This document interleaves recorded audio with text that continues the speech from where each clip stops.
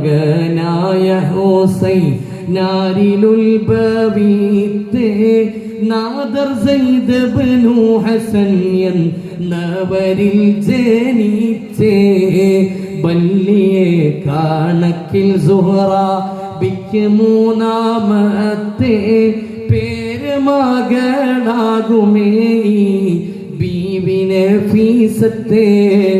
പെങ്ങളെ ഖബറിന്റെ മുമ്പിൽ, വീടിന്റെ മുമ്പിൽ ഒരു ഖബർ കുഴിച്ച് ആ ഖബറിൽ ഇറങ്ങിക്കിടന്ന് 6000 ഖത്മോദി അവസാനം മരിക്കുന്നതിന്റെ മുമ്പ് ഖുർആൻ കയ്യിലെടുത്തു. ലഹും ദാറുസ്സലാം.